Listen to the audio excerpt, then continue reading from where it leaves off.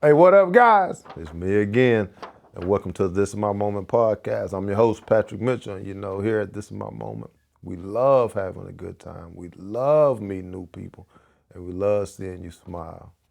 Oh, yeah. It's season 2, baby. Let's go to work. There ain't no stopping it, this is my moment. Join the movement, we bringing people together, bringing positivity, making changes for the better, cause it's all about... Today, man, I got a guy on the other end of this thing, man, and I'm researching him, right? And I'm looking, and his accolades is longer than my note sheet. It's crazy. I can't wait to get into it with him, man, and see what he got shaking. Introduce yourself to the family. Hi, Patrick.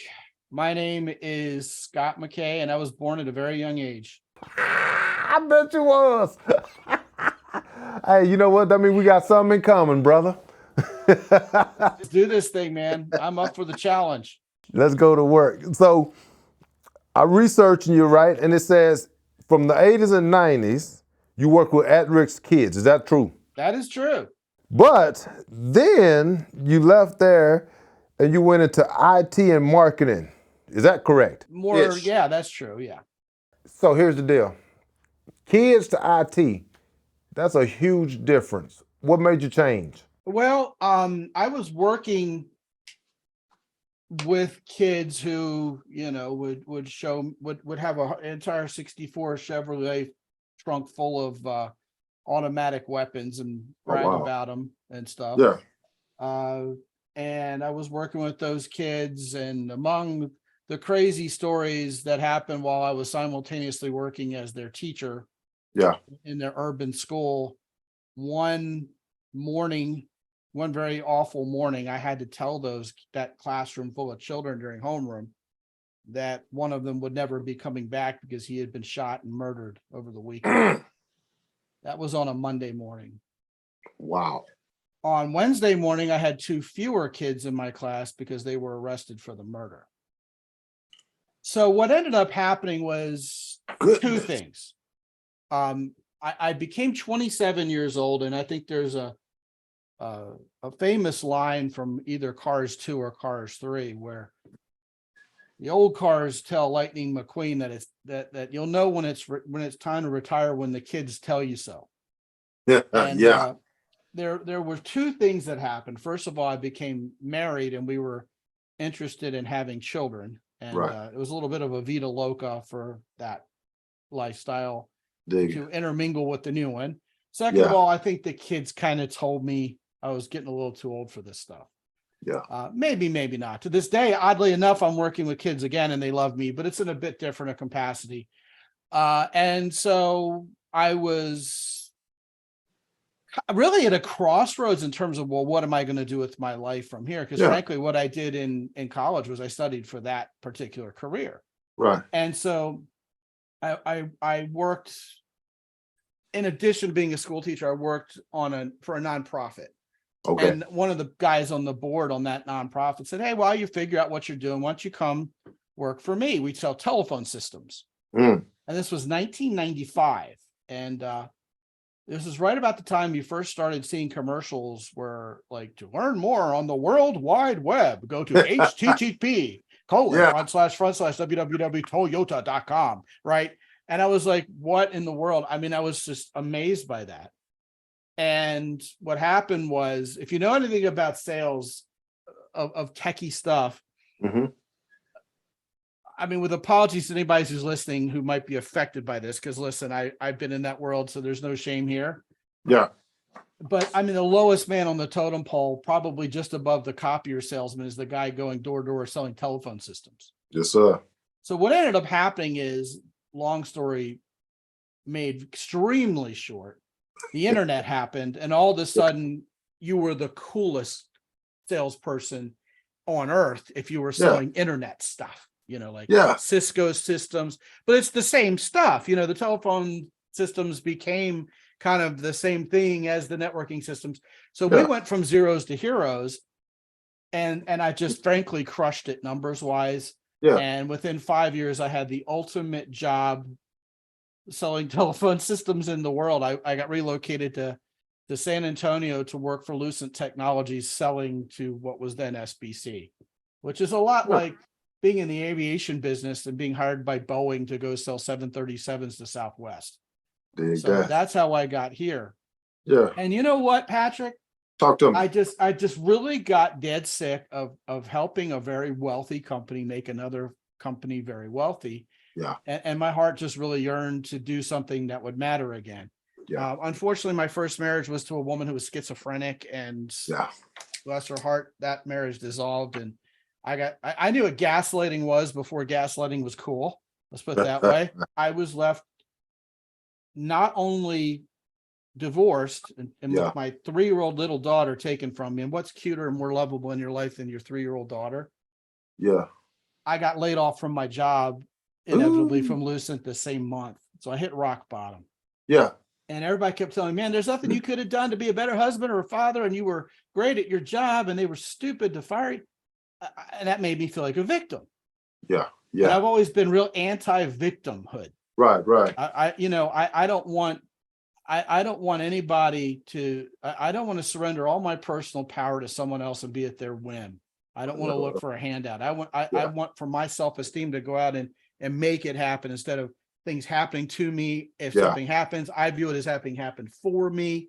And I go out and make it happen. So what I did was I said, here I am washed up at age 35. Wow. Maybe I'll never get another woman in my life. Maybe I'll never get another job like this. And I said, well, heck with that. I washed my hands of that when I looked in the mirror. And I decided 2 things. First of all, against all odds and against everything I've ever told, I'm going to learn how to understand women. Second of all, I'm going to become the man women want more of, not less of. And you know what, Patrick? There was a lot I could have done better in that first marriage, after all. Brother, that's crazy. But I'm gonna tell you what, I'm a mindset guy, right? Like I'm big on making sure that before I am able to say something that I'm in a position mentally. Where was your mindset at, right? So when you was doing all this changing, you was making the sales, and then the divorce, your baby left you, your 3-year-old, I have a daughter also, I call her my baby, that's my baby. My baby left, then you got laid off. Where was your mindset at, man? Like, where were you mentally? I know you said you were at your lowest point, but mentally. A lot of people like to find ways to complain, and the more blessed we are, the more we complain. True that. That's the way it goes. I've been all over the world. I've been to some developing countries where people have very little materially and they complain even less. Yeah. Meanwhile, here we're just looking for reasons to complain because we're bored. So I didn't want to be a complainer. I started looking for gratitude. Yeah. I'm grateful for my health. I'm grateful for an opportunity. I'm grateful not to be on the street. I'm grateful that I have my own sanity. Yeah. As harsh as that sounds. Yeah. I'm grateful that my daughter still loves me and I get to hang out with her. And I went up from there. And I said, this is an opportunity.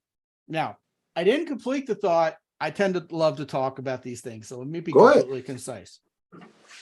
What I did in terms of reinventing my outlook towards how I'm going to succeed with women worked fantastically. Okay. I started gaining the favor and attraction of women I never dreamed of being able to date. Many at a time. And my friends were like, how are you doing this? And even women, when I would kind of put them in the just be friend zone because I, was dating someone else I like better and just had too much to shuffle. There was nothing wrong with them. I just had to part ways. They would say, you did all of that perfectly. You should write a book for other men on how to do this.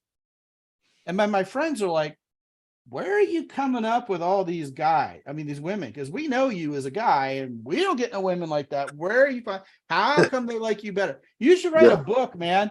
So I got this passion. Like I said, I was really yearning to help make the world a better place again. Yeah. And then I became passionate about that. Yeah. And 17 years later, the greatest woman I've ever met and I are together. Good. And we're a team, you see. Yeah. So the mindset when I was at rock bottom was, hey, well, I'm just going to bounce. I've hit rock bottom. Let's bounce upward. Yeah. Let's do something. This is an opportunity. And what I was going to say, I might still be in that cubicle. Yeah. Working for the man for a Fortune 50 company in a soul crushing job, Yeah. right? Making the money, but not being fulfilled. And I may still be in that loveless, sexless, crazy marriage where I was being abused on the regular. Yeah.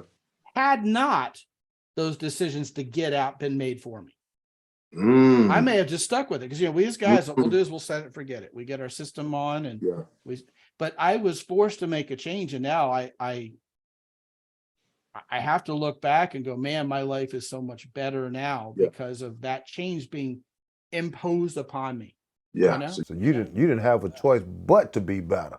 Like it was like you didn't like it was put to you. Yeah, well, I mean, I could have, you know, sulked and been a victim, but then But why? But why? For what good? Let me ask you a question, man. So we talking about understanding women. I've been married 24 years. 24 years. And in the beginning, I was a yes man. So if you guys don't know what a yes man is, this is what I say. Baby, you want to go here? Yes, baby, I do. Hey, you want to go watch this movie? Yeah. And even though I didn't like it, right? So for years, I just did that and I didn't find any pleasure. I wanted to make her happy, but I didn't find any pleasure in it. So I didn't really understand that. When you started really understanding, right, women and getting your mind wrapped around the dating, the relationships, the attention, all those things, the first thing that you changed about yourself to make yourself into that person was what? I stopped being Mr. Nice Guy and learned what masculinity means relative to how women define it. Okay. Yeah.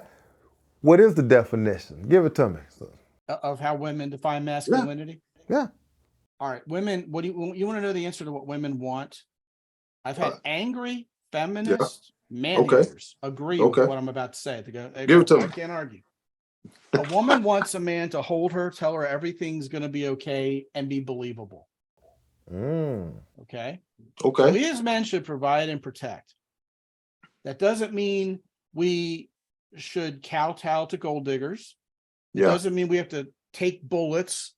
Okay. Although maybe someday we will, but we live in the Western world in the year 2023. But you have to be able to make decisions. You have to be able to have a plan. Yeah. And you have to make decisions that are in the best interest of your women, of the woman you love, and the family who loves you, not the best interest of yourself. However, sometimes what's in the best interest of your family and the woman you love is to stop being a freaking martyr. Yeah. Take your nose off the grindstone enough to let the woman in your life respond to you with the femininity that so many guys fail to be able to define for themselves, which is everything we look forward to on weekends. Joy, love, play, nurturing, comfort, all those things that recharge our batteries and make life wonderful is what women do for us as gifts in return for giving them a safe place and making decisions in a way that allows them to be freed up from that stuff. Yeah. And bestow their energy on the world, which is so beautiful. Now, this has nothing to do with a woman getting a job, making enough money, having ambition. Yeah. All I know is if you put a perfectly good red-blooded woman in the passenger seat of your car and say, where do you want to go on this date? She's going to be disgusted and lose attraction because you don't have a plan. Yeah. I used to have full custody of my 5-year-old little daughter. You can say what you want about dating single moms, but I was very good at dating women who had 5-year-old little daughters. Yeah. And I understood that they had to fulfill the masculine role and the feminine role in their life, which left not a whole lot of room for the feminine role because they were so busy cobbling together safety and security and provision. Yeah. Yeah. So I stumbled across this, Patrick. I would start taking women out on dates and pick them up, make sure that, if it was cold weather, the butt warmers were on in the seat and nice comfy environment. And I would say, listen, I know I can only imagine what life is like for a single mom. And you know what? For the next 3 hours, I'm taking you on vacation. Yeah. The plans are made. I listened to what you said about what you like, what you don't like. We're going to skip all the stuff you don't like. And we're going to do some of the things that I remember you saying you like. And courtesy of me, we're going to take you on a vacation. And I said, this is my cell phone. I'm not going to need this for the next day. And I would have women just look at me immediately and go, who are you? Like they say to a superhero. You're a unicorn, brother. Like freaking Green Lantern over here. And it's like, and it was the winning formula. And it was genuine because it all started. See, here's the thing. You have a lot of these guys called men going their own way and red pilled. And, those guys crack me up because first of all, they aren't going their own way. They still talk and complain about women all the time, but it's always their fault. It's some chick's fault, which to me is anti-masculine, it's victimhood. Yeah. I had every reason in the world to despise female human beings after what was done to me, but it's one woman, one example. And you know what I did? I went out and I led and I found out it worked. And so I made the difference. That was the difference. And so I decided I've always been a guy who really likes female human beings. Yeah. Okay. Yeah. And women sense that, and that alone makes them feel safe. Yeah. And I wasn't worried about the sex. I wasn't worried about their affection or whether they're going to like me or not. It's almost a metaphor for sales. If you've ever gone into a place where you wanted to buy something and the sales guy was so concerned about all the money he was going to make off of selling to you that you were just disgusted and you left. Right off the bat. Yeah. You wanted what he was selling. Yeah. But you weren't going to buy it from him because he was so pushy and obnoxious. And so I think a lot of people, men and women, go about trying to build a relationship that way. Yeah. When in reality, it was like this in sales. When I did incredibly well enough to get that job at Lucent, what I was doing was I'm selling to schools and libraries in the Rio Grande Valley, Texas. Okay. And the government was paying all their bills for them. Yeah. Yeah. It was funded by a government program. Right. And I just really, I found something to like about all my customers. And I just really started enjoying putting the plans in place. And I really just started enjoying the gift that this was going to be to the education of those kids. And a funny thing happened. I started winning all the deals. So then I started winning all the deals, see, and I didn't need any more deals. Yeah. I was getting money, getting paid. I was good, So what ended up happening was it just increased my relaxation and ability to focus on the customer without being so greedy. And all these greedy guys would fly in from other cities going, hey, that guy's a real jerk. They would do this ad hominem stuff against me, trying to call me names meanwhile, my customers just kept writing bids and RFPs that were specs that we could meet. And I remembered that. I never forgot that the less I sold, the more I sold. I dig that. Oh, that makes perfect sense. Perfect sense. When I first moved to San Antonio, I drove Audis. The guy who was, I'll never forget, the guy who was the I guess you call him this general manager of the Audi store was the most laid back salesperson of all time, because when they came out with that A4 back in 97, 98, Audi couldn't make enough of them for the US market. They're moving out. Yeah. Yeah. Because Audi had an awful reputation until that car came out. It was better than the BMW, better than the little Mercedes. Yeah. And then they came out with the A6 after that, which was a beautiful car around 2000. Then they came up with the turbo ones and S4s and then the SUV. Next thing you know, these guys have a waiting list for everything on the line. Yeah. He was cool as a cucumber. He was like, hey man, good to see you again. You want Diet Coke? Yeah, well, what do you want to talk about today? He's like, all right, here's what I got coming in. Here's what's not. Here's how much it'll cost. What do you think? You want to hold out for the black one? I heard it's going to look really good. Yeah, black's too hot. Well, the silver one it is. And he would just sell me a car. That is. Meanwhile, the Nissan Frontier pickup trucks got hit with an ugly stick that year, as did the Mitsubishi entire product line. And I remember I had an occasion to deliver something in one of those places, whatever. And oh my God, the salespeople were just murdering me with attention. Yeah. Come on. No, this is a terrible car you're driving. You should drive one of mine instead. It's just the neediest mofos ever. Yeah. That's the difference. Even when it comes to relationships. And so you can't do that when you're married either. You ever watch Ted Lasso? Nah. What he does is he's an American football coach who gets hired by a British soccer team to be their coach. I've never seen and everybody just can't stand him because they know he's going to lose when he gets there. And Jason Sudeikis plays him. And it's different because it's not another anti-hero guy on TV. This guy is generally incredibly likable and he wins everybody over.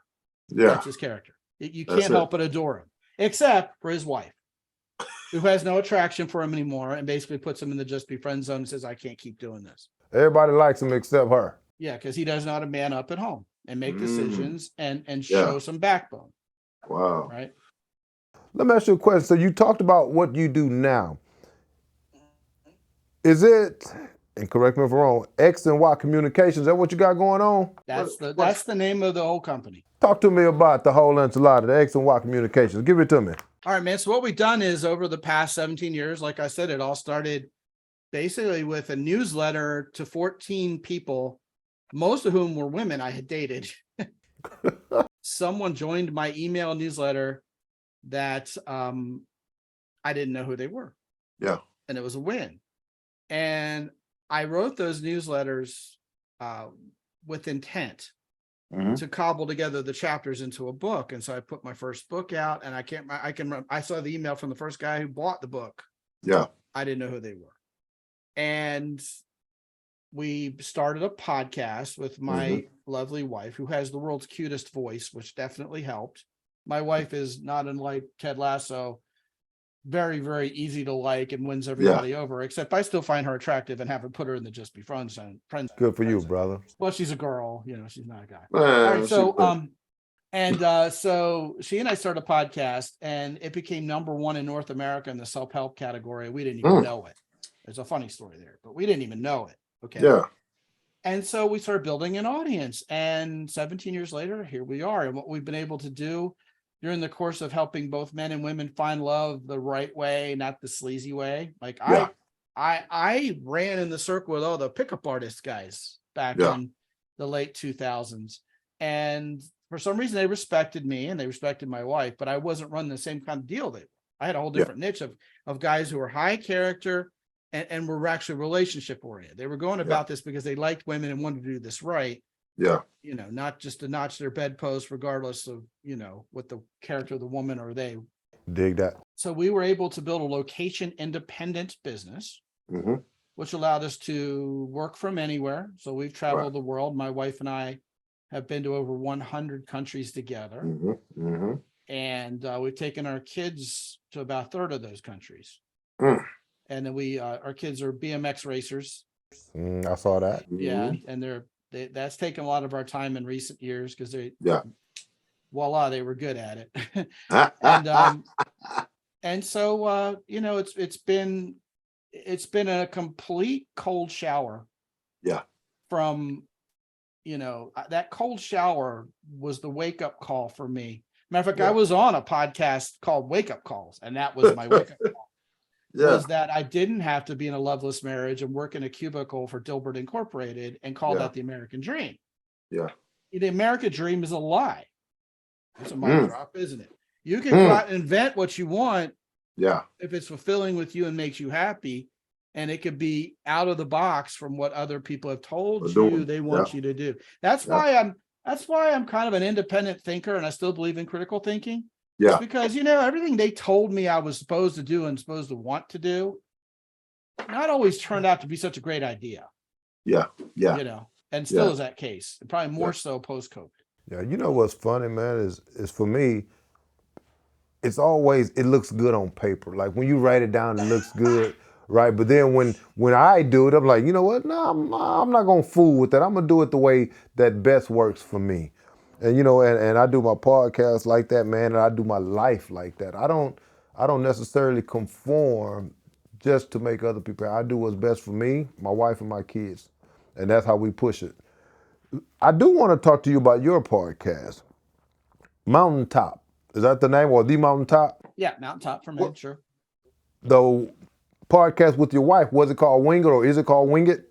Is that the podcast my wife and I started doing was actually dating and relationships for both genders called X and Y on the Fly. Okay. Then I produced a podcast mostly for men, only for men. Yeah. Okay. I started a podcast that focused on men and was guest oriented. Okay. Okay. And it wildly outperformed the other one. So what ended up happening is every 10th episode nowadays gets put on both the X and Y on the Fly feed and on the Mountaintop podcast feed because my wife co-hosts it with me. Okay. So we kind of merged those two shows. Probably about 10, 12 years ago, We started a travel blog / podcast on the side. You know, if Anthony Bourdain, for example, could be both a world-class chef and a travel pundit, well, then we could be dating coaches and travel pundits. There you go. And we had been everywhere, and we were seeing people. We were seeing people who were travel bloggers, and they had New York, London, and Cozumel as the places they'd ever been. I'm like, I think we got this. We can do this. We can win. Right. So I had my wizard of a web developer put a really wonderful site for us together. Yeah. We put a little bit of a side hustle behind it, started doing a podcast, and it really, if anything, has been a labor of love. It is not our breadwinner. It's not our moneymaker. Yeah. But it is fun, and we still update it occasionally, but I wouldn't put it at the forefront of what we're most into nowadays. Okay. Yeah, but it's a lot of fun. It's a great site, wingitworldwide.com. Yeah. And the podcast, there's about 20 episodes we did. Okay. They're fun. Yeah, so I was researching, man. You had a whole lot, so I got all of it wrote down, and I didn't see the X and Y on the fly, man. But brother, good for you, man. I like where you're going, and I'm gonna check you out because I like to see what's going on, what people are doing that's being successful in what I do. So thank you for that, and thank you for coming to the show. Here's the deal: at the end of every show, I have 3 questions that you didn't get. These are genuine pick one questions, and that's the name of the game. Pick one. I love it. Let's do it. First question, and now I have to change my answer. So here you go. Mountaintop, X and Y on the fly. Which one you choosing? Mountaintop. One place out of all the travels that you keeping, everything else goes away. Where are you going? What's your one? Today, Tokyo. Yeah, I was stationed in Okinawa and Yokota, which is right out. Okinawa is the island. Yokota is mainland Tokyo. So I love Tokyo. This is my moment. What's the first thing comes to your mind? This is my moment. Make it or break it. Ooh. Do or do not. There is no try. Get up and get done. Do work. Mic drop. What else do you expect from a guy who's anti-victimhood? This is my moment. Oh God, where's the sand I can stick my head in? You know, nah. Get up. Dust yourself off. Let's get busy. You know what everybody should do? What's that? Open mic night stand-up comedy once. And realize you're going to be better than you thought you were. Yeah. No matter how bad you are, you're going to be better than half the people up there. You know what I found that works best for me, man, and you talked about it, just being genuine, man. When I am myself, and I'm not trying to appease anyone, I'm not trying to pretend like I'm just Patrick, man, everything works out so much better. And I think that a lot of times people get so wrapped up in what's going on. We talked about it earlier, these first world problems, that you forget how good we really have it. Can I say one thing? Because, I mean, man, you just hit the nail on the head. I know you're trying to wrap up, but God, this is beautiful. Do your thing. I do a master class for my guys every month, Mm-hmm. and I don't leave anything on the table. Yeah. And I wanted to do one on confidence. Mm. And I came up with what I think might be a semi-revolutionary thought. Okay. Every time I think of something, someone else has already thought of it for sure, but it sure isn't talked about much. Yeah. Patrick, see what you think of this. I think there is a linear connection between authenticity and confidence. Mm. I think the more honest and real you are about who you are, the more comfortable you are with what you're competent at and not, and the more you can love it and own it. And then you feel good about expressing it and you're confident. I talk about that same thing. And the reason why... See, I told you it wasn't an original thought. No. And the reason why I think that is simply because when you are faking who you are, you have to continually fake it. So now you have to continually make up these things. But when you are yourself comes so natural that you don't have any choice but to be successful because you know the story. I'm telling you. That is, brother. That's right. That's it. I enjoyed this. I'm gonna check you out, and wherever you are in San Antonio, if you're doing something, man, I'm gonna reach out because I jump in the car to come to this. Oh, you find me at the BMX track, Lone Star BMX. Lone Star BMX? Yeah, on the web, look me up at mountaintoppodcast.com. Check out the show. Appreciate it. Don't move. I'm going to close out real quick. Hey, guys. Scott said it, man. Be yourself. It's a math problem, but you already know the answer. Be yourself. Be honest. Be genuine. Grow. Develop. Don't be a victim. And at the end of the day, go get it! Join the movement, we bringing people together, bringing positivity, making changes for the better. Cause it's all about growth, all about success. We wanna see you rise, wanna see you at your best.